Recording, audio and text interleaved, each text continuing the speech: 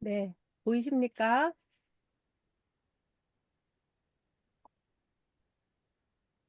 여행하는 인간, 놀이하는 인간 표지 보이세요? 네. 네. 요 책을 가지고, 제가, 어, 이번 주 토요일, 1월 12일 토요일 오후 2시에 강남 삼성중앙역이라는 그 지하철 9호선에서 가까운 찻집에서 이제 제가 좋아하는 분들만 몇 분 초대해가지고 이 책 읽기를 하려고 해요. 산토시 교수님 반갑습니다. 새해 복 많이 받으세요.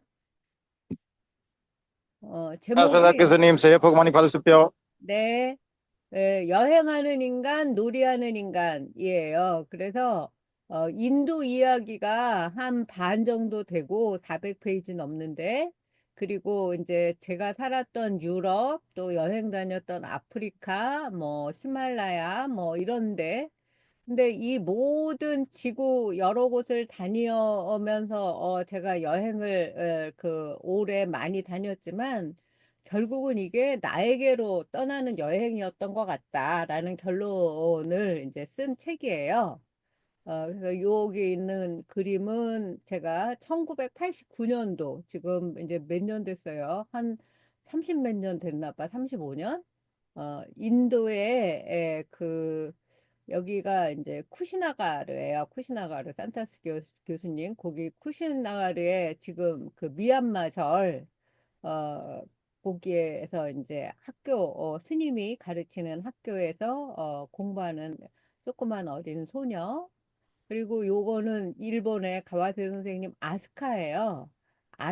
아스카가 날아갈 음, 빗자에다가 세조자인데 구름이 마치 새가 날아가는 것처럼 아, 노을이에 음, 져서 요것도 제가 이제 찍어서 했고, 여기는 로미오와 줄리엣의 무대가 된 이탈리아 베로나예요. 그래서 그 베로나에서 요게 선제예요. 셋이 찍은 사진이고요.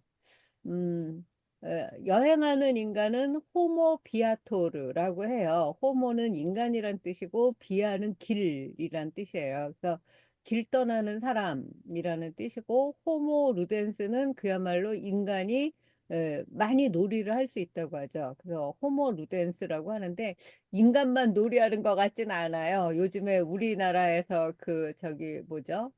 뭐 인기 있는 그 반달곰인가? 뭐 하여튼 그 푸바오 뭐 그런 곰돌이들 보면 지네들끼리도 놀이하고 있더라고요. 그리고 요 그림은 제가 튀니지 사하라 사막에서 그 아침에 일출 보러 나가서 찍은 2010년도 사진이에요. 그래서 요런 게 있고 음 사실은 여기에 다 나와 있는 것 같아요. 한번 볼게요. 비행기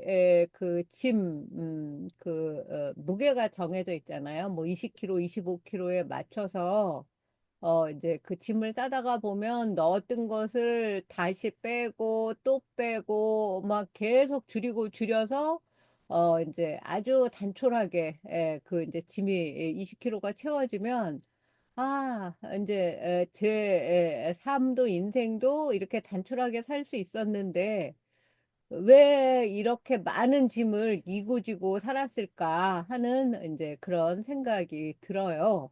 지금도 마찬가지예요. 지금 여러분 저기 화면에는 제가 월인석보 훈민정음의 날개를 달다가만 보이지만 그 책 저기 표지를 지우면 뒤에 엉망진창 엄청 어지럽혀진 집이 보여요. 그 가방 하나도 끌고 다니다 보면 점점 다음 여행의 짐은 가벼워지게 됩니다. 너무 무거워요. 그러니까 유럽 같은 데는 우리나라처럼 엘리베이터나 에스컬레이터 잘 안 돼 있어가지고, 그걸 들고 막 계단을 오르락 내리락 하다가 보면 진짜 이제 점점 가볍게 가게 됩니다. 그 짐을 끌기만 할 수 없는 경우가 종종 생기죠. 계단을 오르고 짐칸에 들어서 얹었다 내리고 하다 보면 도대체 소유라는 게 뭔가, 욕심이라는 게 뭔가라는 이제 그 자각이 생기게 돼요. 그렇게 도착한 나라는 또, 새로 태어난 거랑 똑같잖아요. 말도 다르지, 생김새도 다르지, 그 나라의 어떤 지리나 무슨 집 모양이나 문화나 관습이 다 다르니까, 그 새로 태어난 아무것도 모르는 신생아가 되어서, 그 나라에 살아보는 것 같다라는 생각이 듭니다. 그런 이야기들을 맨 마지막 그 이제 글에 에필로그에 썼고요. 이제 제가 존경하는 여행 작가, 이지상, 선생이 이제 제 책을 읽고 써준 거는 정진원 선생은 문학과 철학 두 분야 박사여서 공부하는 인간인 줄 알았대요. 나 이거 오랜만에 읽으니까 되게 재밌네. 이제 보니 여행하는 인간이었다. 어, 그 길치와 겉보이면서 1988년부터 2021년까지 거의 매년 여행을 하고 외국 생활을 한 것은 자신의 한계를 뛰어넘고 싶은 의지의 발로였을 것이다. 제가 이제 첫 번째 머릿말에 나는 길치이고 겉보이다 이렇게 썼거든요. 길치가 무슨 뜻이냐면 맨날 길을 못 찾아서 길을 잃어버리는 사람이에요. 그리고 사실은 지금도 서울에 살고 있는 이 집에서도 제가 그 주방에 불을 켜놓고 자요. 그러니까 밤에 혼자 껌껌하게 자는 걸 못해요. 그래서 이제 겁이 많은데 겁이 많은 걸 겁보, 길을 맨날 못 찾는 사람은 길치라고 하는데 내가 길치이면서 또 겁도 많고 무서움도 잘 타는 사람이 어떻게 이렇게 지구가 좁다 하고 많이 돌아다녔을까? 나의 한계를 뛰어넘으려고 하는 걸로 보였다, 이 사람은. 아날로그적인 글과 빛바랜 사진들이 아득한 여행의 추억을 더욱 불러일으킨다. 오래 지켜보았지만 앞으로 놀이하는 인간, 예술하는 인간으로 계속 변신하는 모습이 더욱 기대된다. 그리하여 결국 자신에게로 향하고 있다. 같은 길 걸어가는 인생 여행자의 모습에 박수를 보낸다. 어우, 말을 뭐 엄청 멋지게 써주셨네. 이런 책 이야기를 제가 할 거예요. 그래서 이제 보시면 이게 여행하는 인간, 놀이하는 인간, 그리고 부제는 인도부터 아시아, 유럽, 아프리카를 걸어 나에게로라는 제목으로 썼는데 음,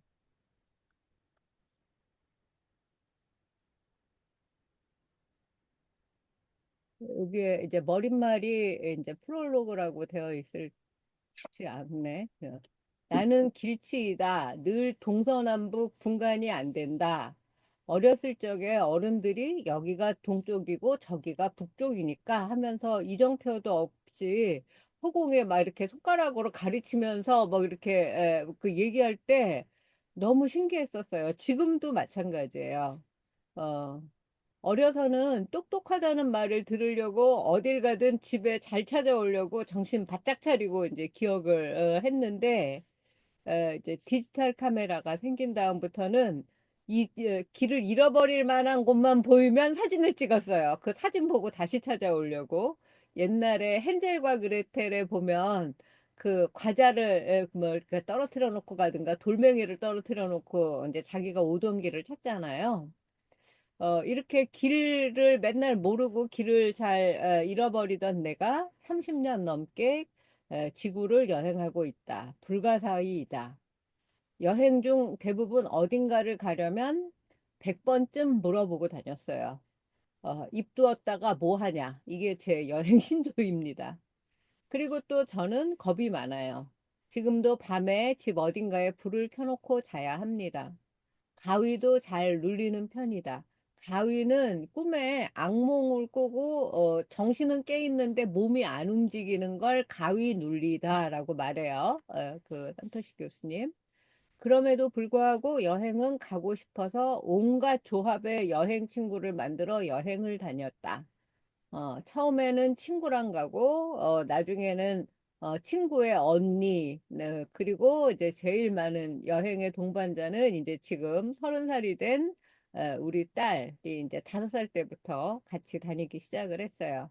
그래서 그 여행을 하고 싶어 하는 모든 사람이 나의 여행 도반이자 의지처가 되어 주었어요.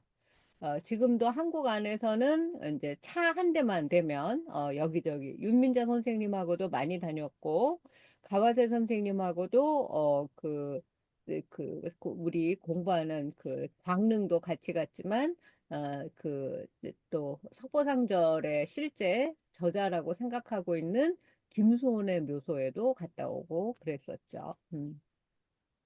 잘 모르는 채 만나서 두 번, 세 번 답사의 그 일원이 되는 경우가 대부분이에요.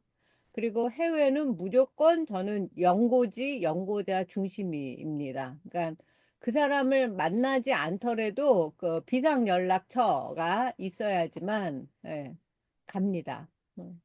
없으면 사돈의 팔촌이라도 동원해서 비상연락망을 만들어서 가요.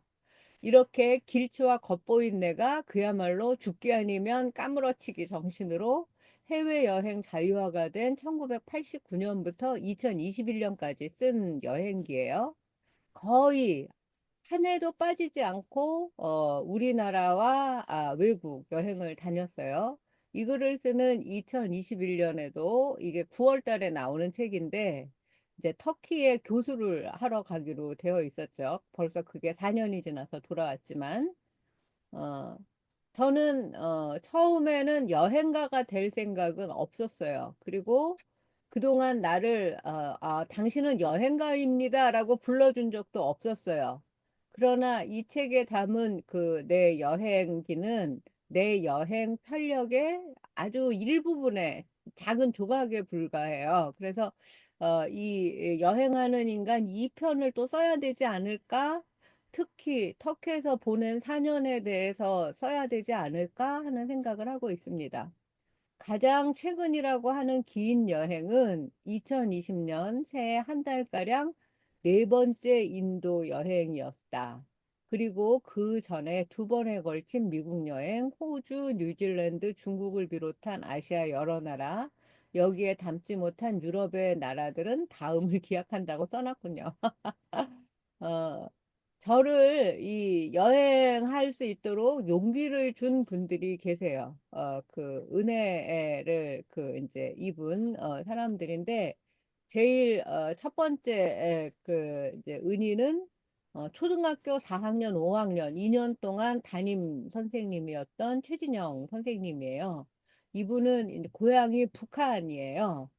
그 황해도 사리원을 늘 그리워하면서 우리에게 이제 김찬삼 여행기라고 처음으로 이제 그 지구 여행기를 쓴 그 여행가였어요.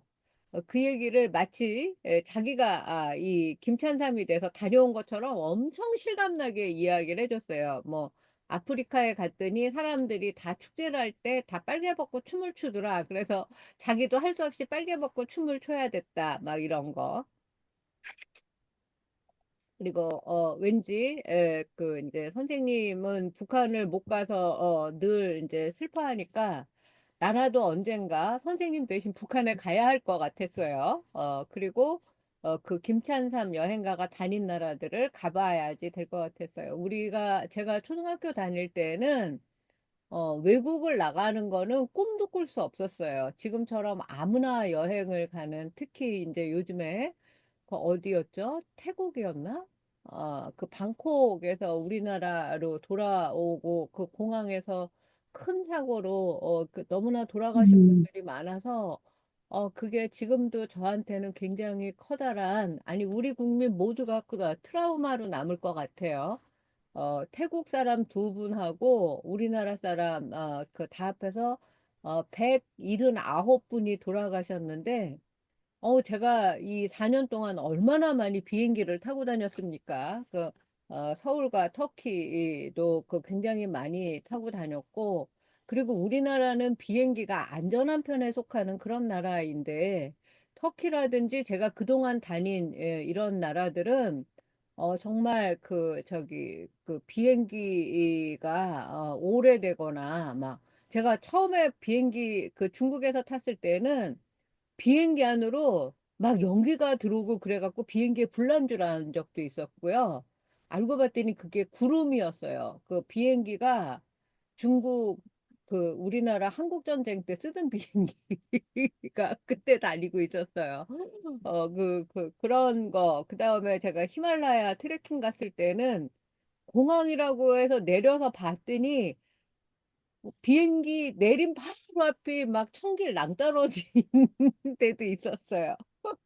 그래서 그런 걸 생각하니까 내가 얼마나 그동안 그 비행기를 타고 다니면서 행운의 연속이었나라는 생각이 들고, 그분들이 그렇게 사고를 당한 게 정말, 내일같이, 너무, 마음이 아프고, 지금도 슬프고, 그분들이 그래도 뭐, 80년 만에 처음으로 가족들하고 여행을 간 사람, 뭐, 대학교 합격해서 여행을 그 가족하고 간 사람, 뭐, 동창들하고, 뭐, 평생 직장 같이 다닌 친구들하고, 여행 가는 소원을 이루고 돌아오다가 그래서 나는 그래도 그 소원을 이루지 못하고, 이제 돌아가신 것보다는 나는 그거는 잘했다고 생각을 하고 그분들이 다 극락왕생 하시기를 진심으로 제가 아침마다 기도를 하고 있습니다.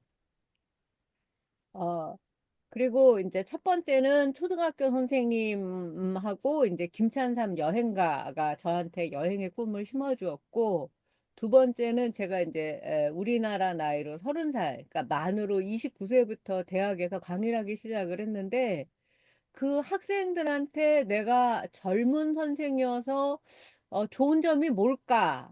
경력도 짧고 경험도 부족하고 이런 너무 풋내기 선생님한테 뭘 배울 게 있을까? 이런 생각을 굉장히 많이 했어요. 그래서 그때 당시 나는 너무 앳되고 젊은 데다가 심지어 가르칠 강의 내용도 정말 일자 무식이었어요. 왜냐하면 저는 대학교 1학년 때 지금 또 오늘 우리나라 그 이야기를 많이 하게 되는데, 서울의 봄이라는 영화의 그 무대에 제가 주인공으로 서 있을 때가 대학생 됐을 때예요. 그래서 전두환이 이제 쿠데타를 일으키고 이제 대통령이 되었을 때 저는 대학생이 되자마자 학교도 몇 달 못 다니고 한 달 다녔나? 휴교를 했었어요. 그리고 막 정문 앞에 탱크가 서 있고, 학교는 들어가지도 못하고, 그 성적은 뭐, 레포트 숙제 써서 내서 성적 받고, 그리고 2학기부터 다녔는데, 그 배우지 못한 1학기 교양국어를 내가 가르치게 된 거예요. 그리고 또 갑자기 어떤 선생님이 못 가르치게 돼서 2주일 시간을 두고 제가 가르치게 된 거예요. 그러니까 2주일 전에는 대학교 신입생이랑 저랑 똑같이 모르는 건 그 같은 상황이었어요. 그래서 그때 그런 생각을 많이 했어요. 어쩌다 개강 2주 전에 대타로 강의하게 된 강사여서 내가 대학 다닐 그 당시에 그 이제 휴교령이라든지 이런 것들을 많이 생각을 하고 이제 그 과목에 대해서 이제 어떻게 가르치면 좋을까 고민을 많이 했어요. 그래서 나는 학생들에게 실력도 없고 경륜도 없는 것이 너무 미안했습니다. 그래서 젊어서 좋은 점은 내가 다시 대학생이 되면 무엇을 해보고 싶을까? 나의 후배들이기도 한 내 학생들에게 내가 이거 하나만큼은 확실히 말해줄 거는 뭐가 있을까? 그게 이제 여행이었어요. 그때도 여행이 좋다는 거는 너무나 알고 있었지만 그때까지 제가 별로 여행을 많이 하지 않았거든요. 겁 많고 천지분간 안 되는 데가 학생들한테 여행을 해봐. 남들한테 들으니까 좋대. 이렇게 말할까? 아니면 어, 여행을 내가 해봤더니 좋더라. 그러니까 너희도 해. 라고 말할까? 이걸 이제 생각을 하고 내가 여행을 해봤더니 좋더라. 그 말을 하기 위해서 제가 배낭을 메고 여행을 하기 시작을 했던 거예요. 일생일대의 용기였습니다. 그리고 그 여행에 그 손오공에 나오는 삼장법사가 계셨는데 송광사의 스님들이었어요. 그 송광사의 스님들은 그 가기 어려운 인도를 굉장히 여러 분이 다녀오셨고 그 여러 스님한테 인도 다녀온 이야기를 들을 수가 있었어요. 그래서 도년 스님, 현음 스님, 청전 스님. 이제 두 분은 돌아가셨고 지금 청전 스님만 달라이라마 제자로 이제 그 한국에서 한 반 정도 살고 또 반은 이 다람살라 달라이라마 계신 곳에 가서 봉사활동을 하고 계시죠. 이렇게 저의 첫 인생 여행을 인도로 정하게 된 거. 그래서 여러분을 지금 만나게 된 거예요. 불교 공부를 그때는 불교에 정말 문외한이고 무식자였는데 인도 갔다 와서 불교 공부를 하게 됐습니다. 그 이유는 또 이제 서강대에서 인도 고대어인 산스크리트를 가르쳐 주신 김석진 선생님이 계시고 또, 그 서강대에서, 인도 깨랄라주에서, 오셨던 신부님, 대학교 교수님이기도 하셨는데, 조지 신부님이 또 인도 남부, 그 깨랄라주로 저희를 초대해 주셨어요. 그래서, 조지 교수님의 고향인 남인도와 깨랄라주를 여행할 수 있었습니다. 그 다음에 이제 2000년에 제가 터키에 가서 한국학과를 설립하게 됐고, 그때 또 옆에 일본학과 동료 교수로, 있었던, 이제 미도리 선생님도 잊을 수가 없죠. 가와세 선생님하고 윤민재 선생님은 같이 만나셨죠. 예. 네. 예, 그래서 또, 이 미도리 선생님하고 터키 동쪽, 그때 쿠르드족이 많이 살아가지고, 갈 수가 없었는데, 뭐죠? 아라라트 산, 무슨 노아의 방주가 있는 산, 막 이런 데도 가고, 이웃나라, 불가리아, 루마니아, 성당 여행도 할 수 있었어요. 미도리 선생님은 카톨릭이에요. 그리고 이제 5살이었던 딸 손자하고는 그리스의 섬들과 이집트를 여행하고 돌아왔고, 또 10년 있다가 2010년 이제 중학교 2학년이 된 딸하고 헝가리 그 부다페스트의 엘테 대학에 또 한국학과 교수로 부임을 해서 유럽이 좁다 하고 돌아다녔어요. 옆에 비엔나는 3시간밖에 안 걸려서 장 보러 다니고 그랬습니다. 그래서 제가 이렇게 여행을 많이 하게 된 건 딸의 덕분이 가장 커요. 마치 어린 딸을 제가 건사하고 돌보면서 여행을 다닌 것처럼 사람들은 생각을 하겠지만 5살 때 이미 저보다 길을 잘 알았어요. 그래서 내가 맨날 길 모르고 헤매고 있으면 얘는 지가 막 그 지도를 그려갖고 저한테 설명해주고 막 이랬어요. 공간지각력이 뛰어나서 길 잃은 나를 데리고 다녔습니다. 이때 사진들은 지금처럼 스마트폰이 있는 것도 아니고 디지털 카메라가 있는 것도 아니고 필름 카메라여서 지금도 우리 집 그 베란다 창고에는 슬라이드 필름이 엄청나게 몇 상자 박스로 들어 있어요. 그래서 그걸 언젠가 써먹을 수 있으면 좋겠다고 생각했는데 이 책에는 그 사진들이 있습니다. 앞에. 예. 인화지 사진들이라 좋게 말하면 레트로 감성이라고 하고 사실대로 말하면 디지털 해상도보다 훨씬 떨어지는 그런 이제 희미한 사진인데 그래도 지금과는 아주 다른 지금 제가 인도의 산토시 교수님 그 고향이기도 한 부다가야를 갔더니 어, 그때는 정말 너무너무 깜깜한 시골이었어요. 한 6시인가 7시인데 가로등도 한 개도 없고 진짜 칠흑같이 어둡다는 게 뭔가 그렇게 생각을 했는데 2020년도에 갔더니 공항이 있고 그 작은 마을에 그리고 막 엄청나게 번화해진 거예요. 보드가야 사원도 막 어마어마해지고 막 줄을 막 한 1km 서야지 그 보드가야 사원에 들어갈 수 있고 이렇게 바뀌었더라고요. 그래서 진짜 타임머신을 타고서야 볼 수 있는 낭만 사진들이 꽉 차 있습니다. 그리고 이제 2010년도 이후에는 거의 매년 제가 이제 유럽의 한국학 학회에 가기도 하고 또 유럽 한국학과 대학마다 가서 발표하거나 특강도 하게 되고, 그래서 이제 더 많은 유럽을 다닐 수 있게 됐어요. 이렇게 시절 인연이 닿는 대로 이 세상을 걷고 또 걸어 다녔습니다. 우리 어린이 동요에 뭐 지구는 둥그니까 앞으로 앞으로 그런 게 있어요. 그래서 자꾸 걸어 나가면 온 세상 어린이를 다 만나겠네. 뭐 이런 노래인데 지구는 둥그니까 자꾸 걸어 나가니 그 결과 최종 목적지는 돌고 돌아서 우리 집으로 온 게 아니라 저한테로 돌아왔다는 생각이 들었어요. 그러니까 수많은 난생 처음 겪는 일들이 나라마다 생기고 크고 작은 사건 사고 그리고 또 다른 별에 새로 태어난 것처럼 새로 그 나라 말을 배우고 그 나라 의식주 문화에 적응하는 일을 통해서 그야말로 철학을 하게 된 것 같아요. 인생 철학을. 그렇게 여행을 하고 또 다른 나라에 살기도 하면서 이제 저의 학문도 성장을 했다고 생각을 합니다.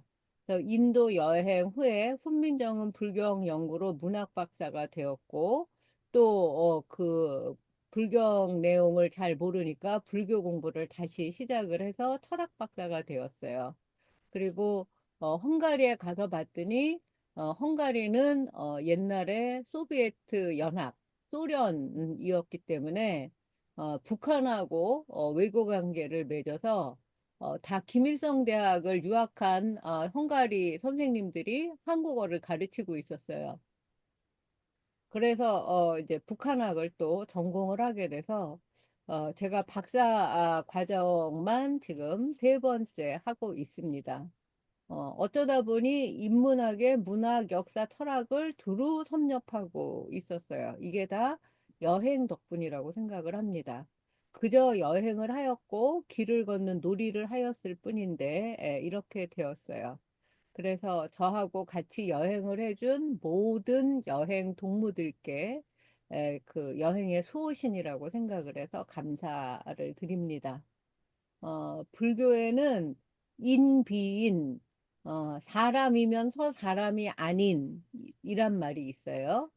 사람과 사람 아닌, 천지신명 모두를 이제 인비인이라고 말하는데, 생애 첫 인도 여행을 함께한 대학 동기 홍경란이라는 친구에게 고맙고, 또 아까 그 표지에 제 그 책을 읽고 독후감을 써주신 30년 여행 작가로 저의 롤 모델인 이지상 여행 작가에게 감사를 드리고 또 결혼하고도 내가 나의 일을 하는데 말없이 도와주고 배려를 해준 남편 김도윤 씨에게 가장 감사하죠. 제가 결혼할 때만 해도 여자가 감히, 뭐, 여자가 어딜, 여자가 결혼했으면 직장을 그만두고 집에서 살림이나 해야지. 이런 말을 많이 들었던 시절에, 시대를 살았는데, 그런 시절에 나를 남자보다 용감하게 살도록 키워준 부모님, 아버지 정형모 화백과 하늘에 계신 그때는 이제 아버지가 살아계셨네요. 예. 박연희 여사께 절을 올립니다. 늘 나의 여행은 날씨가 좋았으며 여행운이 따라다녔어요. 나에게는 언제나 여행의 신이 함께하고 있습니다. 거의 요새 뭐 날씨 요정 이런 말 있잖아요. 제가 여행만 가면 날씨가 좋아져요. 그래서 참, 그거 감사하게 생각하고, 여행 신장께, 수호신께도 감사하고 기도를 드립니다. 놀이처럼 언제나 인생이 즐겁기를, 새롭기를, 두 발로 걸어 다닐 수 있기를, 그리하여 여행하는 인간이 될 수 있기를, 놀이하는 인간이 될 수 있기를, 그렇게 제가 2021년 7월에 우리 이 방 지금 책상 공덕동이에요. 그리고 만리제 옛길이에요. 또 길 건너면 아현동이에요. 그래서 공덕만리 아현글방에서 놀이하는 여행자 정진원 이렇게 썼습니다. 어떻게 들으셨어요? 네, 그리고 너무, 선생님, 윤민정 선생님 어떻게 들으셨어요? 네, 너무 멋져요. 네, 예, 윤민정 선생님은 네, 토요일 날도 오실 거니까 이제 이 이야기를 이어서 또 이제 나눌 수 있을 것 같은데요. 요거 네, 목차만 말씀드리고 이제 우리 공부 시작할게요. 운명적인 인도 기행. 진짜 운명이라고밖에 말할 수 없어요. 제가 인도라는 나라가 그렇게 가기 어려운 나라인 줄 알았으면 안 갔을 거예요. 근데 저는 이상하게 항상 맨 처음 하는 게 제일 어렵고 제일 멀고 제일 높고 이런 데를 여행하게 돼요. 제가 그 서울에서 태어나갖고 어, 제일 처음 그 여행을 한 게 제주도였어요. 또 제일 처음 등산한 게 한라산이었어요. 그러니까 다 진짜 아무것도 모르니까 그냥 무식하면 용감하다 막 이런 식으로.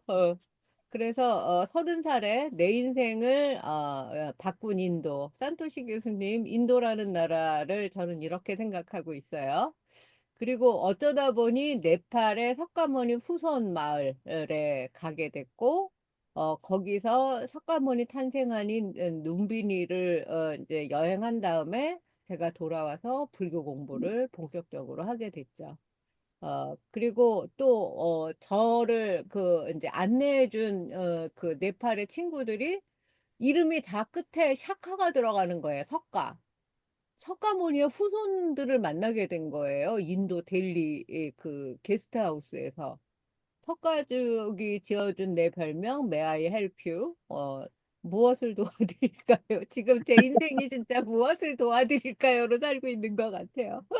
근데 정말 하고 싶은 말은 Can you help me? 나를 도와주겠니? 라는 말을 하고 싶었는데 거꾸로 내가 뭘 도와줄까? 뭐 이렇게 이제 말을 바꿔서 해가지고 위기를 모면한 적이 있는 그런 이야기. 되게 이제 사람들이 재밌어 해요. 그다음에 부다가야 그 이제 산토시 교수님 그 고향이에요. 그리고 또 거기에서 우유죽을 바친 수자타의 고향 마을. 지금 수자타 마을에 갔더니 그때는 없었던 어마어마한 산만한 수자타 공양탑이 세워져 있더라고요. 그 다음에 이제 영축산 통도사, 지금 우리나라에도 있는 이 영축산 라즈기르라고 하는 데서 이제 여시함은 하사오니 이렇게 시작하는 부처님이 가장 오래 머물러서 설법하시던 곳, 그리고 관무량수경의 무대와 일본식의 절이 또 있는 곳이기도 하고요. 그리고 부처님이 처음 깨닫고 설법한 녹야원, 사르나트라고도 하는 곳도 갔었고, 그리고 인도에 가면 꼭 가봐야 할 바라나시, 생가사의 나눔터라는 곳도 갔었고, 여기에서 만난 또 같은 게스트하우스의 일본 여행자도 잊을 수 없는데 그 이야기도 읽어볼 수 있습니다. 그리고 푸시나가라, 그 열반하신 곳이죠, 부처님이. 그곳에서 일어난 불교와의 인연, 그리고 달라이 라마의 다람살라, 제2의 인생이 시작된 곳입니다. 그러니까 제가 2007년도에 갔었는데, 다람살라를, 그때는 제가 이제, 암에 걸려 있었어요. 그래서 얼마나 살지 모르는 그런 심정으로 갔었는데, 그때 그 덕분에인지 이렇게 건강해져서 지금 여러분들과 이 공부를 하고 있습니다. 그리고 북인도 다람살라와 시크교의 도시 암리차르라는 곳도 이게 잘 안 가보는 곳이어서 제가 써놨고, 북인도의 히말라야 설산 출링인데 구글 지도에도 안 나오는 아주 설산 오지예요. 그리고 남인도 깨랄라 조지 신부님의 고향 이야기, 그리고 알레삐 동방의 베니스라고 불리는 곳이에요. 그리고 이제 프랑스 마을인 오로빌이라는 곳이 있어요. 오로빈도라는 이제 인도 사람 수행자하고 프랑스 그 이제 돈 많은 이제 부자가 공동체 마을로 해서 전 세계의 사람들이 그 수행자로 들어오는 곳이에요. 그래서 거기를 한번 가서 살아볼까 생각해서 갔었던 이야기. 남인도에서 만난 처용탈 이야기. 그리고 이제 제가 좋아하는 일본과 대만이 이제 2부에 들어있는데, 아까 봤던 교토 아스카 12달쯤, 한 1년쯤 살면서 소유하고 싶은 곳. 그리고 아스카 다카마스 부분에 담소하는 고구려 여인들의 벽화. 오사카와 아스카는 이제 가까운 곳이에요. 아스카, 그러니까 날비 세조자 써서 나는 새요, 나는 새요. 아까 그 이제 구름 사진, 네, 그 이야기가 나와 있고, 백제 후예인 쇼토쿠 태자, 성덕 태자라고 부르는 그 태자가 세운 오사카의 사천왕사, 그리고 그가 묻힌 예복사, 그리고 제가 너무너무 좋아하는 교토 호류지의 백제 관음인데 약간 가와세 선생님이랑 비슷하게 생겼어요. 이 백제 관음이. 이것도 그림을 보시면 그렇게 느끼실 거예요. 그리고 대만의 타이완은 여생을 보내고 싶은 그런 곳이에요. 일본과 우리나라의 좋은 점이 다 있는 그런 도시 같아요. 그리고 지구는 둥그니까 앞으로 이거는 이제 제가 유럽에 갔었던 헬싱키 영화 까모메 식당도 이것도 일본 영화인데 우리나라 사람들이 굉장히 좋아하는 영화예요. 그 터키 이스탄불에서 보내는 편지, 그다음에 슬로베니아 류블라나에서 베로니카 죽기로 결심하다라는 이제 소설의 무대에서 이렇게 이름을 정해봤고 크로아티아의 스플리트는 1800년 된 궁전에서 사람들이 모여서 살고 있는 그 신라의 달밤이 아니라 스플리트의 달밤을 제가 이제 적었고 눈이 오면 생각나는 비가 오면 생각나는 그때 그 사람이 아니라 눈이 오면 생각나는 부다페스트 크리스마스 마켓의 추억 그리고 제 그 포스터 사진인 북아프리카 튀니지에서 아침을 그다음에 이제 베를린에 가서는 어 베를린 이렇게 그 베를린에 대해서 모르고 갔다가 점점 알면서 내가 느낀 바를 쓴 그 이제 물음표 점점점 이제 느낌표의 이야기 그리고 우리나라에서도 요새는 많이 가지만 제가 갔을 때는 이 발트 삼국을 아는 사람 별로 없었어요. 리투아니아의 수도 빌뉴스와 근교 트라카이, 하케로 갔었고, 동유럽의 추억 크로아티아 자그레브와 슬로베니아, 그리고 이제 성모 마리아가 나타났다는 이제 메주고리에 두브로닉 그리고 몬테네그로 요것도 다 동유럽의 이야기고 마지막으로 에필로그 이야기들이 들어 있습니다. 이게 인도 사진이에요. 예. 요 인도 사진 그다음에 이게 이제 그 아마 발트 연안에 뭐 아니야 저기 뭐죠? 크로아티아가 아니라 발트 삼국의 그 에, 리투아니아 그 성당인 것 같고 예.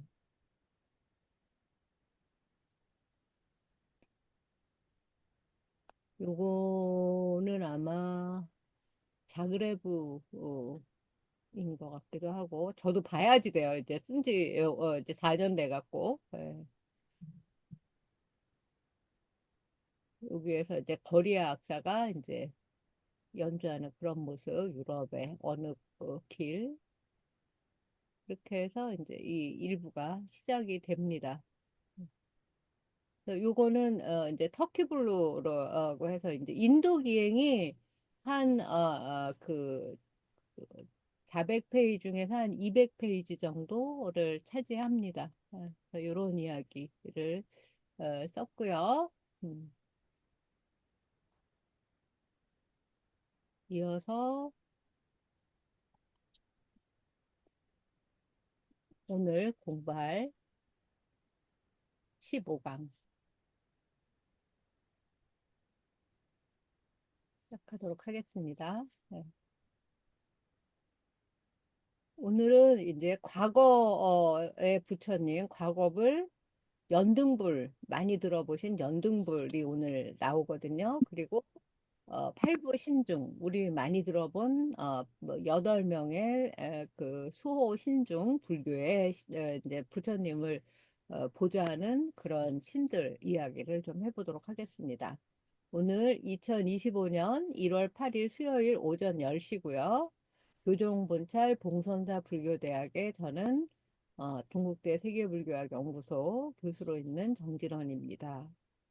오늘 15강 차례는 연등불과 팔부 신중 이야기이고, 훈민정음의 날개를 달다 우리 교재는 10번째 이야기, 선의 비구가 석가모니 수기를 받기까지 132쪽부터 공부를 할 거예요.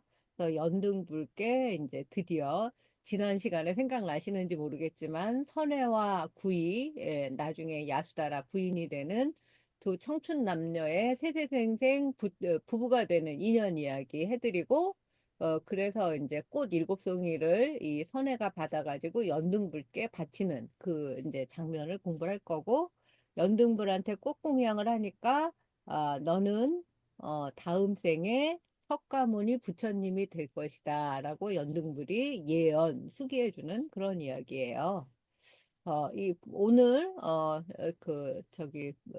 인도에서 이제 나온 연등불 조각입니다. 이렇게 생기셨어요. 연등부처님은.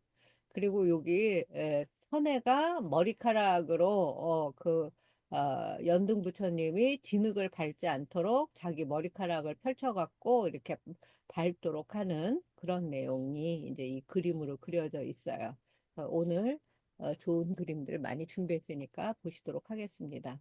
이거는 이제 그 중앙아시아의 베제클릭 사원의 15번째 동굴에 있는 연등 부처님이에요.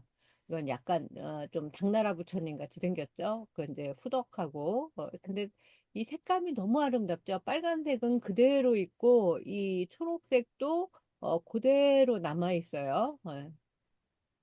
이거는 아마 일본의 오타니 탐험대가 발굴을 해가지고 우리나라에도 일부 남아 있습니다. 불교에는 과거, 현재, 미래의 부처님이 계세요. 석가모니 부처 이전에는 과거 7불, 삼국유사에도 많이 나오죠. 7분의 부처가 계셨고, 석가모니 부처가 이제 열반하신 다음에 56억 7천만 후에는 미륵 부처가 세상에 나온다고, 그래서 중생을 구제한다는 그런 이야기가 있죠. 그래서 미륵불은 미래 부처, 현재는 석가모니, 과거에 우리가 공부할 연등부처 이렇게 될 거예요. 그 7분의 부처 중에서 연등부처는 혹은 정광부처라고도 불러요. 과거의 부처로 석가모니 부처님이 과거 어느 생에 손해보살로 수행자로 있을 때 부처가 될 것이라고 수기 예언을 불교식으로 수기라고 해요. 이제 수기를 준 부처님이에요. 연등보살과 선해보살의 만남은 이제 자타카라고 하는 본상담에도 꼭 나오는 그런 장면으로 불교 미술에 굉장히 이렇게 조각으로도 그림으로도 많이 이제 형상화가 되는 유명한 그런 이야기예요. 부처님 곁에서 한 수행자가 머리를 풀어헤치고 엎드려 있는 모습으로 나오면 전부 다 연등부처와 선해보살이구나 이렇게 하시면 돼요. 어, 이것도 지금 요 그 손해보살이 머리카락을 이렇게 펼쳐 있고 연등부처의 발가락이 보이죠. 이제 우리 그 팔만대장경 속에 증일암경이라는 불교경전 11권의 선지식품에도 나오고 불본행직형 수결정기품에도 나오고 연등불의 수기를 받은 선해보살의 이야기가 나옵니다. 증일아암경을 보면 운뇌라는 바라문이 정광열애가 연등부처라고 말했어요. 수기를 받는 과정이 상세하게 나와 있어요. 여기에 그 내용을 잠깐 읽어보면 설산에서 공부를 마치고 발마대국으로 향한 운레 범지, 운레 브라흐만, 운레 바라문은 그곳의 왕이 정광열애, 연등부처를 초청해 의복과 음식을 공양하라 한다는 얘기를 들었다. 운레 바람은 또한 정광불을 친견하고 꽃과 향을 공양하고 싶었지만 발마대국의 왕이 향과 꽃을 가지고 있는 사람은 모두 그것을 팔지 말라는 명을 내린 터라 꽃 한 송이 구할 길이 없었다. 마침 어떤 바라문의 딸 선미 착할 선 만미자를 썼는데 우리 월인석보 책에는 그 이제 부이라고 나오죠. 여인이 다섯 송이의 꽃을 들고 가는 것을 발견했고 운내 바라문은 그 꽃을 팔라고 권했다. 바라문의 딸 선미는 태어나는 세상마다 부부가 되겠다고 허락한다면 꽃을 주겠다라고 조건을 제시하죠. 그래서 다음 생에 정광열애처럼 연등부처님처럼 되고 싶다고 서원한 발언한 운내 바라문은 이제 거절을 하지만 이제 에, 부처가 돼도 괜찮다라고 약속한 이 여인의 약속을 믿고 운내 바라문은 다섯 송이 꽃을 사서 연등부처 정광열에게 향한다. 그리고 오른쪽 무릎을 땅에 대고 정광열에게 뿌리면서 운내 바라문은 이 복으로 말미암아 다음 세상에 정광열애처럼 되게 해 주십시오라고 서원했다. 그리고 정광열애가 진흙을 밟지 않도록 머리카락을 풀어서 진흙길 위를 덮었다. 뭐 나아드의 향유인가 성경에도 이 비슷한 게 나오죠. 그래서 이게 서로 그 이제 주고받는 습합된 그런 내용이라고 생각이 들어요. 그때 정광열애가 운내 범죄의 뜻을 알고 너는 다음 세상에서 석가모니 불, 석가모니 열애, 지진 정등각, 등정각이 될 거라고 수기를 내렸다. 불보냄경에는 또 어떻게 얘기가 나오냐면 운이라는 동자가 이제 아까는 지금 운례라고 했는데 여기 그냥 운만 써 있죠. 어린 동자가 부처님께 일곱 송이의 꽃을 올리고 머리카락을 풀어 진흙 위에 다리를 만들어 연등불이 밟고 건너가도록 했다고 기록되어 있다. 등장인물의 이름에는 차이가 있지만 꽃을 공양하고 진흙길을 자신의 머리카락으로 덮어서 부처님께서 발을 더럽히지 않고 지나갈 수 있도록 했다는 내용은 월인석보와 똑같다. 그리고 이 그림들도 제가 일일이 다 찾은 거예요. 실크로드의 투르판이라고 하는 곳이 있어요. 아까 말한 베제크리크, 그 동굴 사원의 그림들이에요. 예. 요거는 이제 이제 흑백으로 되어 있는 거고 요거는 이제 칼라로 되어 있는 그런 그림이죠. 근데 조금 달라요. 그림이. 예. 요것도 지금 머리카락을 요렇게 밟고 있죠. 여기. 뭐 요거는 지금 그 류코쿠 대학이라고 해서 교토에 있는 일본 교토에 있는 대학 그 보건도라고 하네요. 그리고 이제 천룡팔부가 우리 월인석거에 나오기 시작하는데 에, 경주 석굴암에도 천룡팔부가 모셔져 있어요. 어, 그래서 요것을 설명해 드리려고 합니다. 이제 석굴암 부처님이 있고 이제 좌측과 우측에 있는 천룡팔부예요. 근데 이게 그 옛날에 막 거의 다 허물어져 가는 걸 복원해 갖고 조금 뭐 이제 그 자리도 바뀌고 그 이야기가 설왕설래가 되는 것도 있고 그리고 우리가 이제 그 절에 새겨진 탑에도 그 이렇게 천령팔부가 그려져 있는 것들을 볼 수가 있습니다. 뭐 이제 부조로 새겨져 있는 것들을. 천룡팔부의 뜻이 뭐냐면 천룡팔부는 불국토를 지키는 여덟 명의 좋은 신을 이제 부르는 거예요.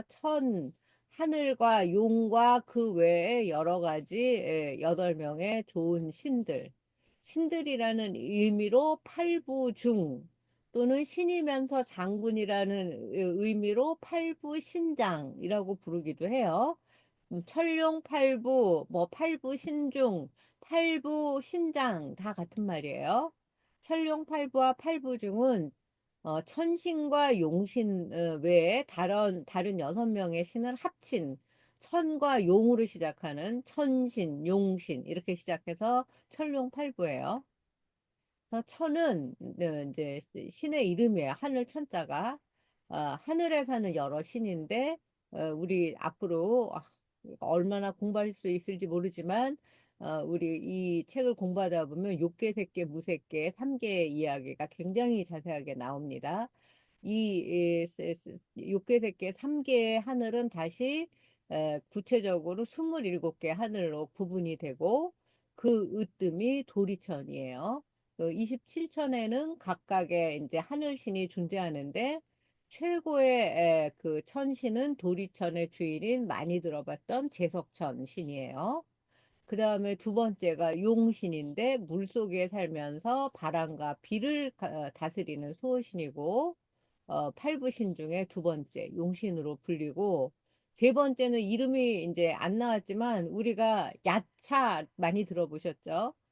지금은 사람을 잡아먹는 아주 무서운 신으로 알고 있는데 불교의 귀에서 나찰 등과 함께 북쪽 다문천왕의 건속으로 좋은 신으로 바뀌었어요. 야차가.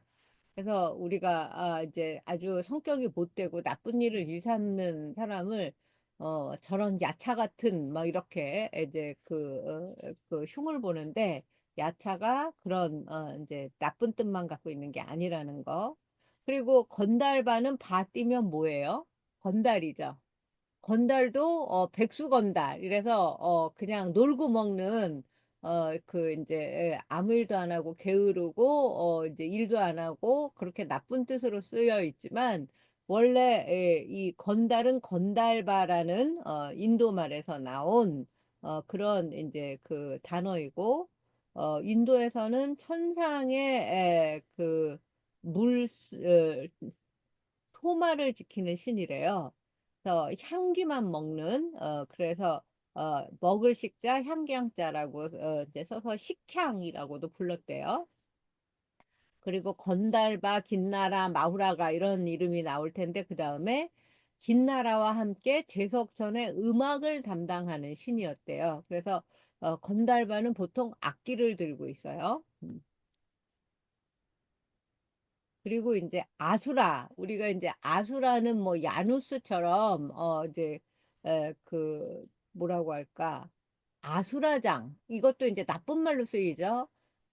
뭐 전쟁이 나서 그 나라가 아수라장이 됐대. 지금 뭐그 우크라이나에 북한군이 가서 그렇게 되고 있죠.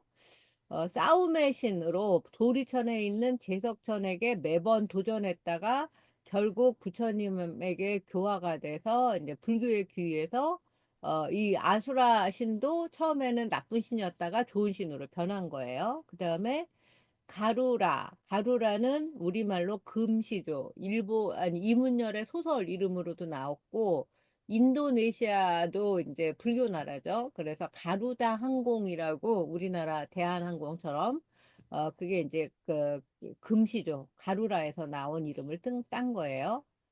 새벽 또는 태양을 인격화한 신이고 용을 잡아먹고 산다고 해요. 그 다음에 아까 건달바하고 김나라 같이 나왔던 노래와 춤의 신, 가무의 신, 여기 아까 얘기했던 인비인을 김나라라고 하고 건달바와 함께 음악을 연주하는 역할을 하고 있어요. 그 다음에 마후라가는 반인 반뱀 이렇게 돼 있어요. 올해가 푸른 뱀의 해, 그 을사년이죠. 그래서 뱀의 머리를 가진 음악의 신이다. 그러니까 지금 음악과 관련된 신은 긴나라 마후라가 건달바. 그래서 얼마나 음악과 춤과 노래를 불교에서 중요하게 여겼는지 이 팔부신장으로 아실 수가 있죠. 예. 그래서 그 용신은 송광사의 그 화엄전의 신중탱에서 볼 수가 있어요. 요렇게 생겼어요. 용 모양으로. 여기에 있는 거예요. 그 송광사 화엄전에 가셔서 용을 한번 확인해 보세요. 그 다음에 남지장사의 삼장탱화에서 보이는 야차. 요거는 기원전 2세기에 그 인도의 그 부조로 보이는 해커타 박물관에 있는 이제 야차예요. 야크시라고 되어 있죠. 우리나라는 남자지만 여기는 여자처럼 돼 있죠. 그래서 남신과 여신이 다 있어요. 인도에는.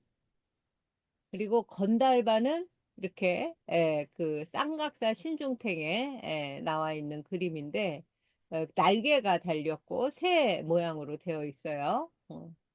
그리고 지금 아마 요 비파를 들고 있는 이게 이제 지금 건달바인 것 같습니다. 네. 그리고 김나라는 부석사 괴불해 보이는데 이런 모양으로 되어 있어요. 예. 그 머리, 이거 약간 새 머리처럼 되어 있는 것 같은데, 예, 몸은 사람 몸이고, 예. 여기 어딘가에 있어요. 여기 어딘가에. 어, 옛날에는 찾을 수 있었는데, 예. 아, 여기 있네, 여기. 요 부석사 괴물의 여기, 왼쪽, 아니, 오른쪽 상단에 있는 게, 김나라예요. 그리고 이제 가루라, 금시조라고 했죠. 예, 금시조는, 어, 용을 잡아먹고 있죠, 지금. 용을 잡아먹는 신이라고 되어 있어서. 이 금시조는 여기에 있어요, 여기. 예. 그다음에 마후라가도 음악을 이제 주관하는 신이라고 되어 있죠. 이런 모양으로 되어 있는데 이게 뭘까요? 무슨 악기인 것 같은데 마후라가도 이제 그 음악을 주관하는 신이었죠. 어, 여기 있네요. 여기 중대사 신중탱에. 그리고 아수라는 이렇게 생겼어요.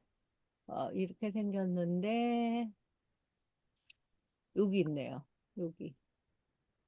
그러니까 생활을 이제 공부하다 보면 우리가 이제 이렇게 팔구신증도 찾을 수 있어야 돼요. 네.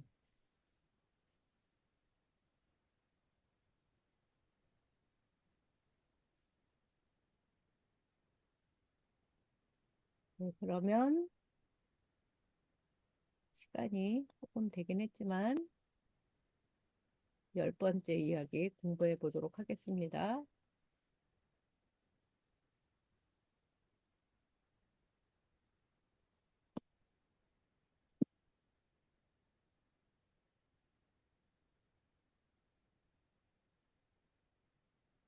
네.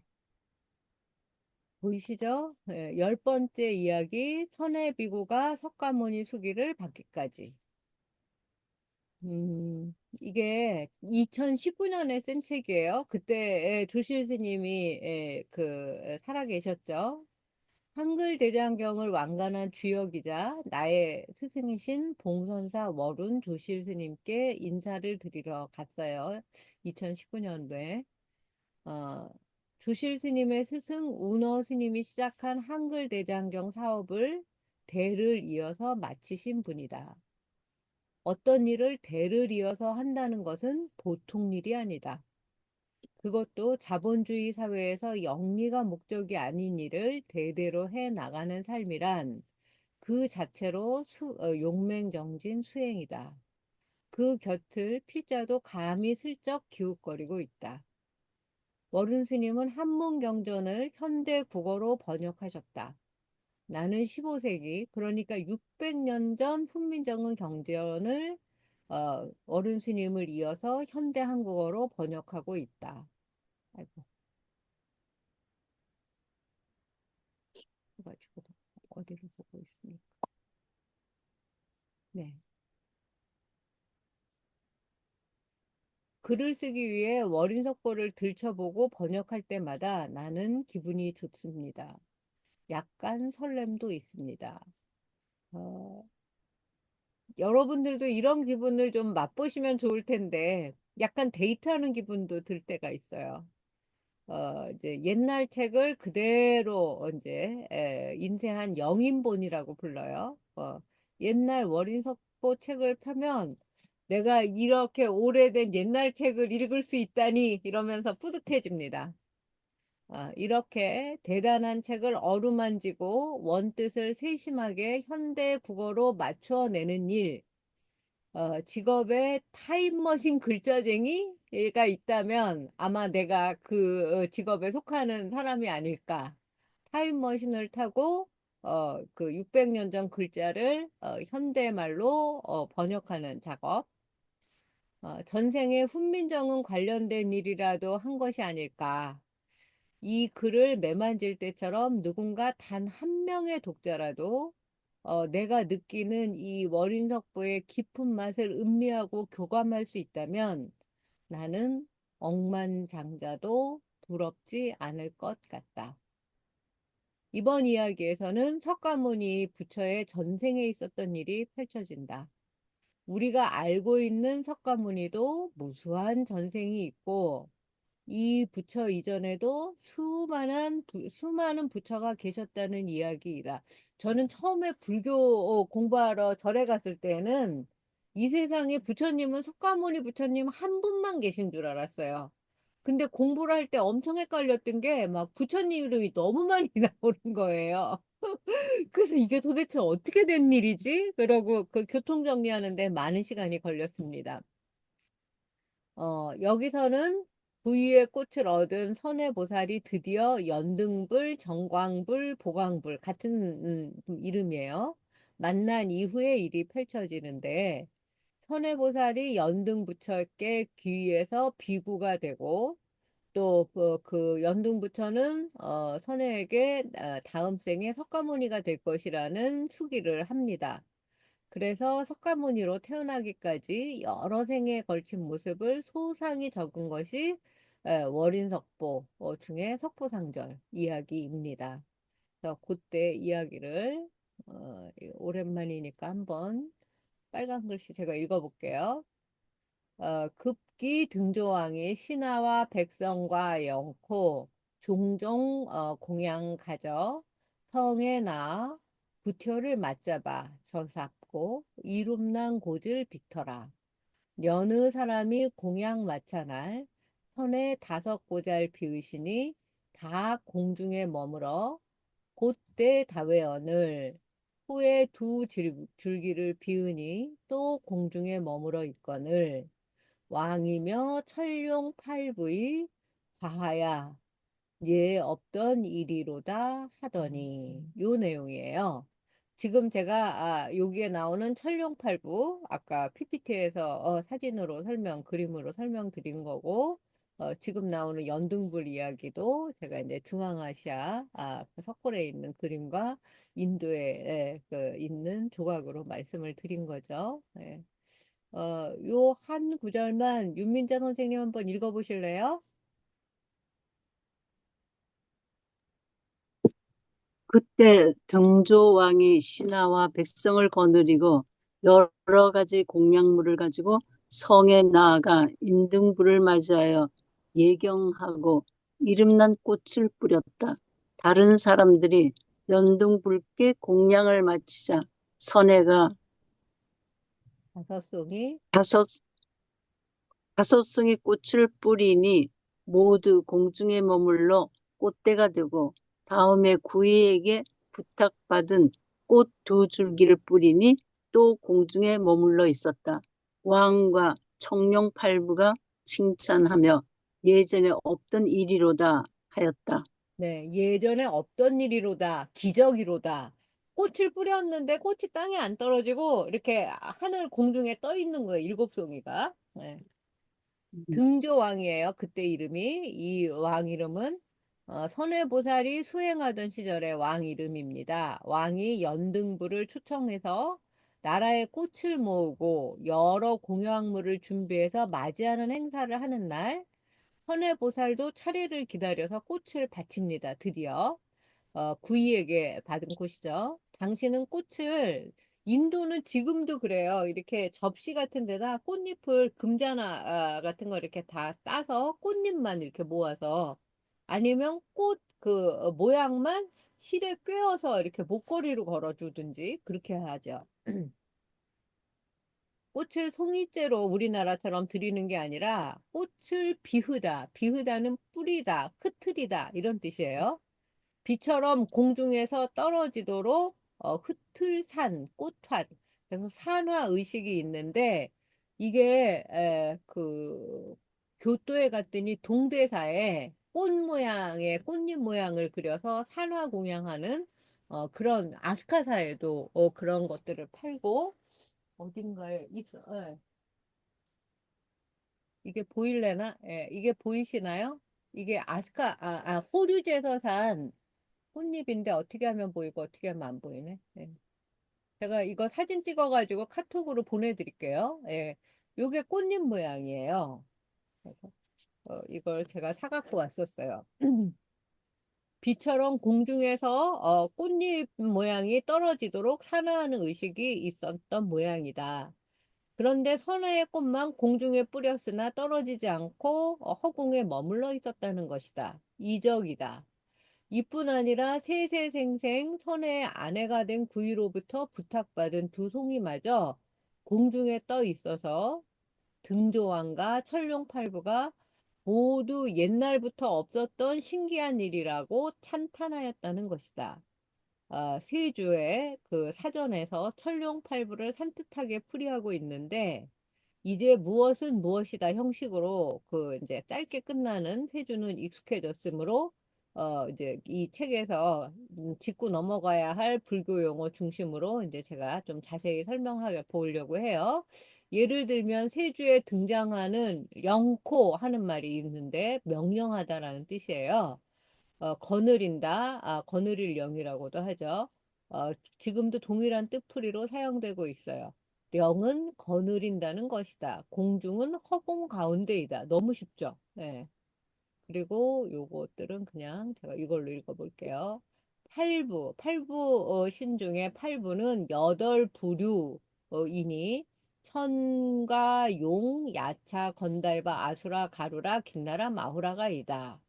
그리고 이제 천신은 다 아니까 용은 물고기 중에 으뜸인 것이니 커다란 몸이 커졌다가 작아졌다 한 몸이 커졌다가 작아졌다가 하는 신기한 변화가 끝내 알 수 없는 그런 것이다. 용이 막 작아졌다 커졌다 막 이러나 봐요. 그다음에 야차는 날래고 모질다 하는 뜻인데 허공을 날아다니고 건달바는 향기 맡는다, 향내 맡는다 하는 뜻이다. 하늘의 음악을 주관하는 신령이니 하늘에서 풍류는 노래, 음악, 뭐 악기, 춤 다 합해서 요즘에 엔터테인먼트라고 하는 것들을 하는 것을 이제 풍류라고 하는데 이 건달바 신령이 향내를 맡고 이제 하늘에서 이 축제를 벌일 때 올라간대요.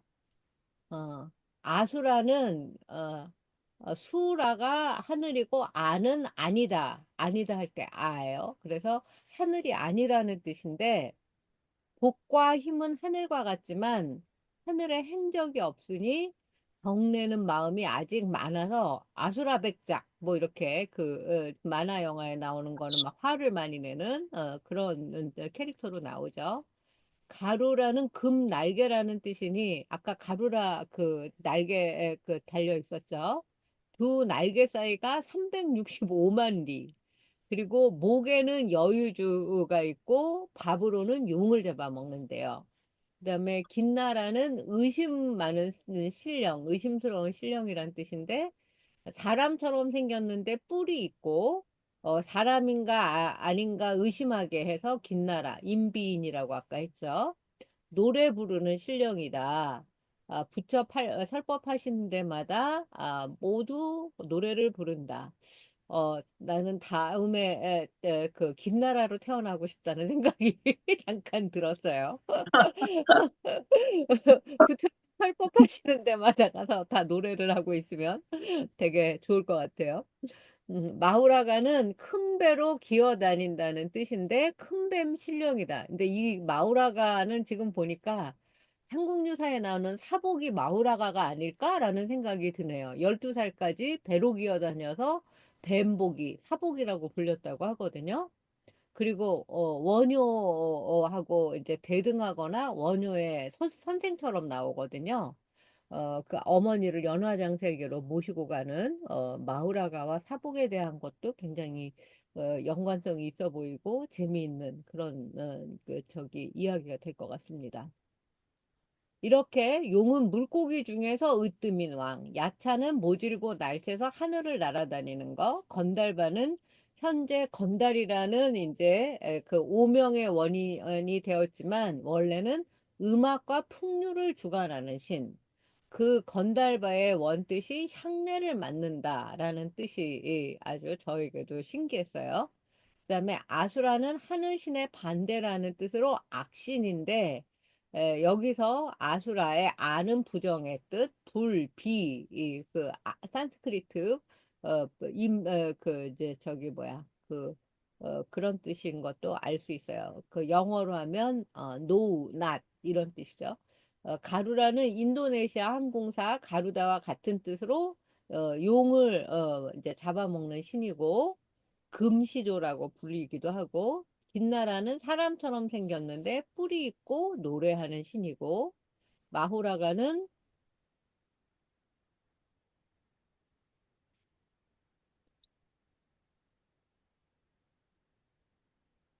뱀들의 신이에요. 예. 그래서 불교를 접하게 되면 천룡팔부를 무수히 듣게 되지만 이렇게 간단명료하게 설명을 듣기는 절에 오래 다녀도 쉽지 않죠. 그 월인석보라는 책을 공부하다 보면 이렇게 누누이 이야기하는 바이지만 처음으로 3살 어린애가 이제 그 연필 잡고 글자 배우는 것처럼 처음 사물에 눈뜨게 하는 것처럼 이렇게 차근차근 쉽게 풀어서 그 이제 불교 용어 말과 또 불교의 내용들을 가르쳐 주고 있어요. 그래서 이런 책이 진짜 얼마나 한문으로 된 뭐 저기 팔만대장경보다 뭐 요새 그 뭐 산스크리트 빨리 뭐 티베트 만주대장경까지 다 공부를 하고 있는데 이 그 조선대장경 공부를 안 하는 것이 저는 너무나 가슴 아프다라는 말씀을 드리고 싶어요. 음.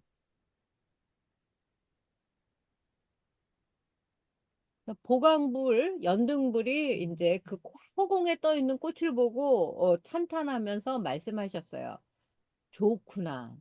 네가 아승기겁을 지나가 부처가 되어 호를 석가모니나 하니라. 이 말이 그 수기하는 거예요.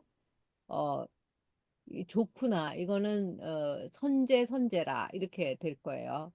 네가 아승기겁을 지나가 아주 오랜 세월을 오랜 세세생생을 지나가 부처가 될 텐데 이름을 석가모니라고 할 것이니라.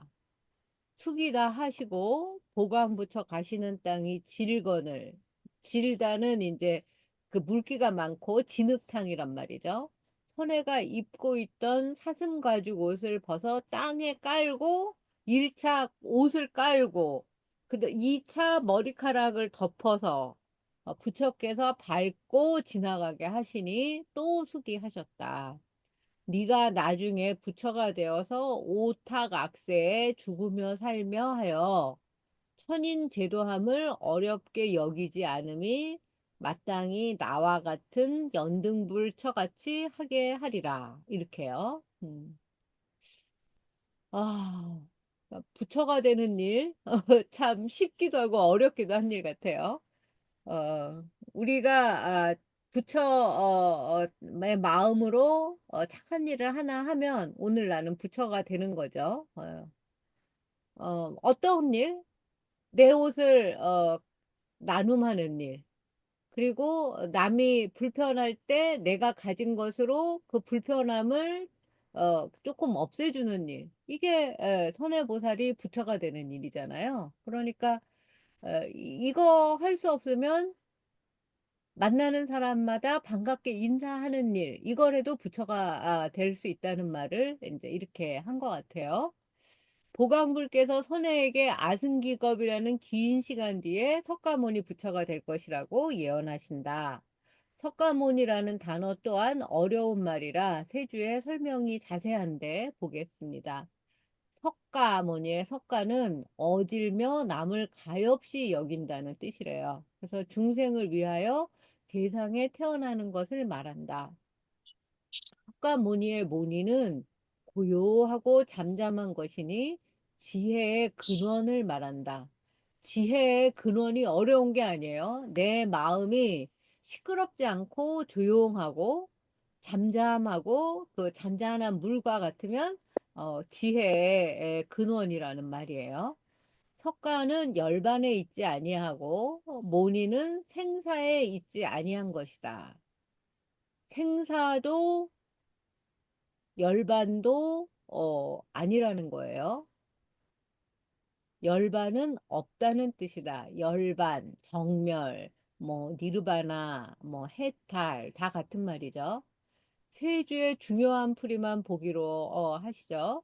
석가는 어질고 남을 어여삐 여기는 사람이에요. 여러분, 석가모니 오늘 다 되실 수 있죠? 어질고 남을 어여삐 여기시면 돼요. 모니는 지혜의 근원이라는 말인데, 부요하고 마음이 잠잠하다는 뜻이다. 우리가 알고 있는 석가모니는 그러니까 중생을 위해 태어난 지혜로운 분이시라는 말씀이다. 오탁악세의 탁은 흐리다는 뜻이고 흐릴 탁, 악은 모질 악자예요. 그래서 오탁은 그 다섯 가지 흐린 세상이니까 겁탁, 견탁, 번뇌탁, 중생탁, 명탁 이렇게 다섯 이름으로 불리는데 본래 맑은 성품에 흐린 마음이 일어나는 것을 탁이라고 한다. 우리가 그 물을 그 냇물이 맑은데 가서 막 이렇게 손으로 휘저으면 그 물이 먼지가 일어나서 탁해지잖아요. 그게 탁이라는 거예요. 겁은 시절이니 이 시절이라는 말은 시간이라는 뜻도 되고 뭐 세월이라는 뜻도 되고 여러 가지로 부를 수가 있는데 불교에서는 시절이라는 말을 많이 쓰고 시절 인연이라는 말도 많이 쓰죠.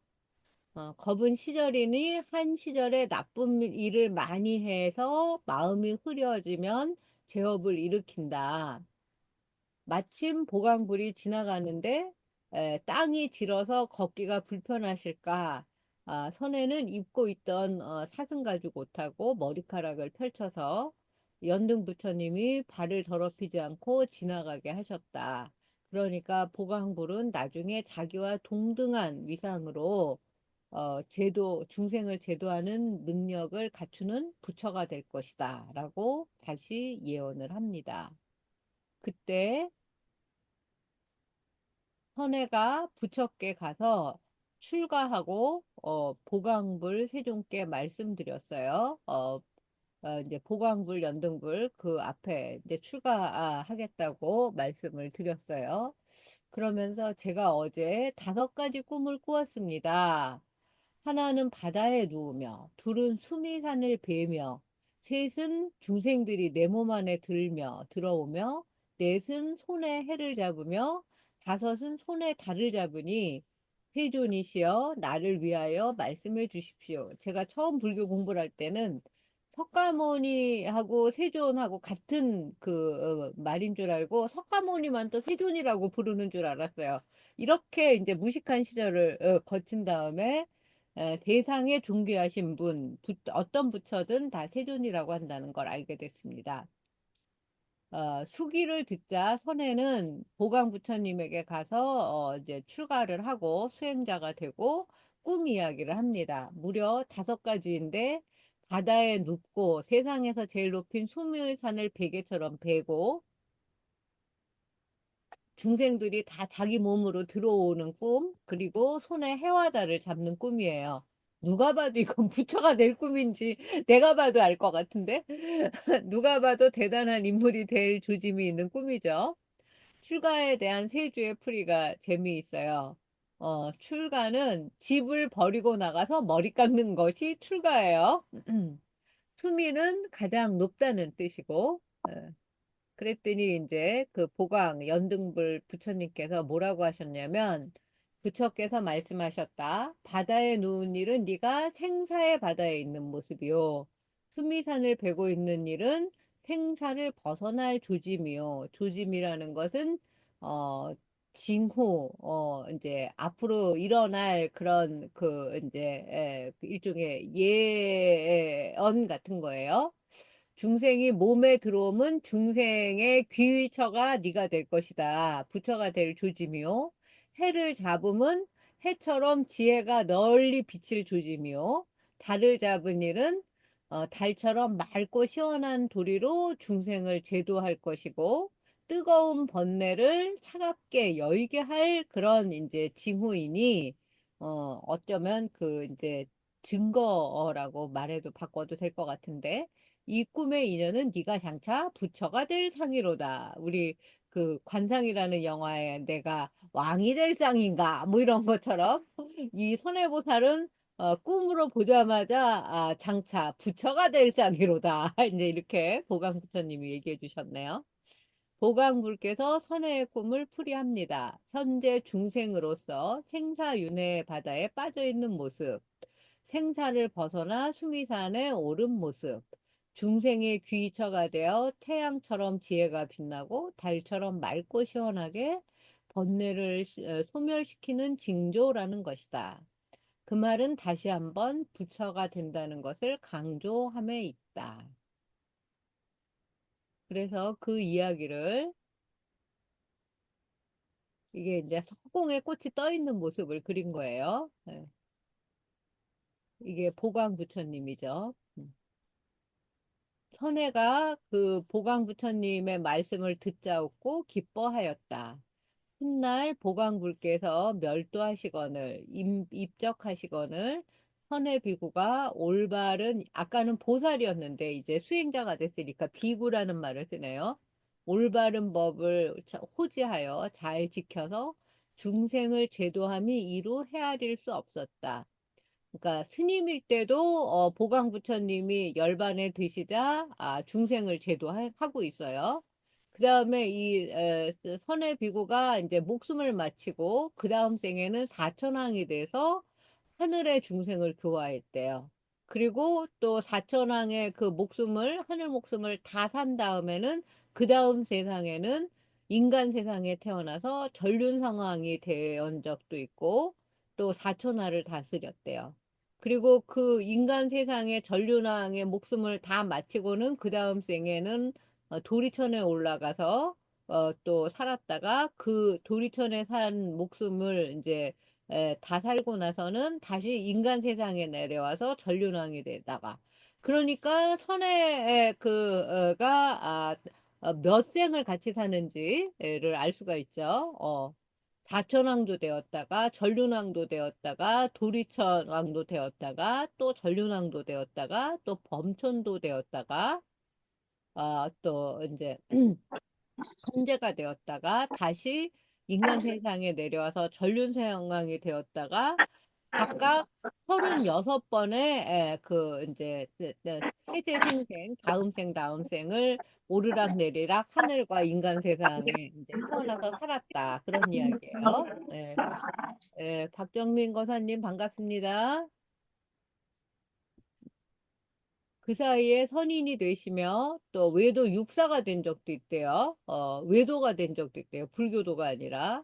바라문이 된 적도 있고, 또 작은 나라의 왕이 된 적도 있고, 이와 같이 세세생생, 다음 생, 수많은 생을 고쳐 태어나심이 이루 헤아릴 수 없게 된 다음에야 석가모니 부처로 우리가 사는 세상에 태어난 거예요. 이제 제주의 백미 석보상절 사전의 시간이 돌아왔어요. 그래서 여기에도 보시면 이 어려운 말들이 되게 쉽게 풀이가 되어 있는데 이제 그 정멸 니르바나 할 때 이 멸은 없다는 것. 그다음에 이제 멸도할 때 도는 건넌다는 것이니 비어서 아무것도 없어 세상 밖을 건너 태어나시는 것. 이게 멸도한다는 말이다. 그러니까 번뇌가 비어서 아무것도 없이 세상 밖을 건너서 태어나시는 게 멸도라는 뜻이다.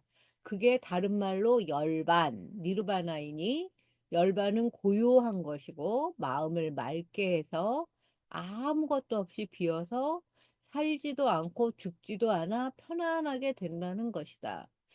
이게 이제 말하자면 극락인 거예요. 그래서 우리가 돌아가신 분들이 극락왕생 하시기를 빌지 않습니까? 아, 고요하고 마음이 맑고 아무것도 번뇌 없이 다 깨끗하게 비어서 편하게 된다는 거예요. 그래서 어, 그 극락 왕생을 하신 다음에 극락에 가서 태어나신 다음에는 마음이 맑고 편안하게 해 주십시오. 청안하게 해 주십시오. 이렇게 아침마다 제가 기도를 하거든요. 여러분들도 그렇게 기도하시면 좋을 것 같습니다. 우리가 상식적으로 생각하는 그 소멸의 의미를 넘어서 열반으로 확장하고 있는 불교 철학을 잘 생각해 보시면 좋을 것 같아요. 이 석보상절이 그렇게 설명을 하고 있어요. 비구는 중이라는 뜻이다. 지금은 스님을 중이라고 하면 얕잡아 부르는 말이지만 15세기 당시에는 중이 그 비하하는 의미가 없었어요. 중과 스님으로 대립된 것은 최근의 일이에요. 그 다음에 두 이자는 이 쉬운 그 한자인데 그걸 모르는 조선의 백성들이 있을까 봐 이는 둘이라는 뜻이다. 명종은 목숨을 마치는 것이다. 사천왕은 네 명의 천왕이니 동방 지국천왕, 남방 증장천왕, 서방 광목천왕, 북방 다문천왕이니 사천왕천은 육계 육천 중에 가장 아래 첫 번째 하늘이다. 이것도 글쎄 우리가 앞으로 두 번 공부할 때 더 나올 수 있을지 모르겠지만 삼계의 그 이제 육계 육천의 첫 번째 하늘로 나옵니다. 그다음에 전륜성왕의 전은 굴린다는 바퀴구를 전자고 류는 수레바퀴니 전륜은 수레를 굴리는 것이다. 성왕은 성스러운 왕이란 뜻인데 즉위하시는 날에 뭐 수레가 날아와서 그 수레를 타고 나라에 모두 다니심으로 바퀴를 굴리는 왕 우리가 아, 그 어, 불교를 교화하는 것도 전법륜, 법의 바퀴를 굴린다고 하지 않습니까? 이것도 전법륜 왕의 준말이라고도 볼 수가 있어요. 성왕은 성인이신 왕이니 성인의 성은 통달해서 모르는 게 없는 그런 분을 성이라고 한다. 그다음에 천중, 하늘에 사는 사람들이다. 인간 세상에 살아 있는 우리 같은 사람만 인간이 아니라 그 천중에도 하늘에도 하늘에 사는 사람들이 있어요. 그래서 교화는 가르쳐서 어질게 현명하게 되도록 하는 것이다. 우리가 불교를 몰랐으면 글쎄 우리라고 할 수 있을지 모르겠지만 저는 만약에 불교를 그 30살에 인도 갔다 와서 공부하지 않았으면 아마 화병에 걸려서 죽었을 것 같아요. 그때만 해도 우리나라에서 그 여성이 그 학자로 살고 교수로 사는 거는 너무나 어렵고 힘든 일도 많았고 불공평하고 하여튼 불공정한 일이 많았어요. 뭐 지금도 그런 일이 많지만 근데 제가 불교 공부를 하면서 그걸 마음을 다스릴 수 있었고, 아까 뭐 달처럼 차갑지는 않지만, 그렇게 그 뜨거운 화탕지옥에 살게 되진 않았던 것 같습니다.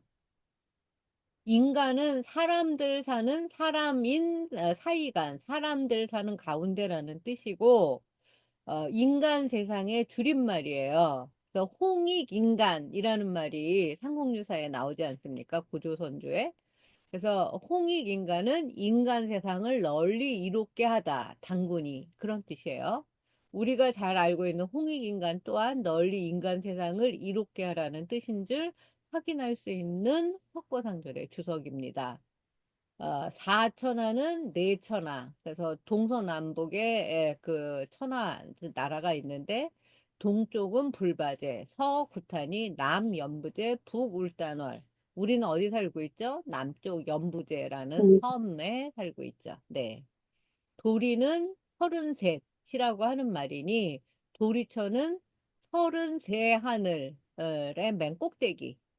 육계육천 중 아래에서부터 세어 두 번째 하늘에 있어요.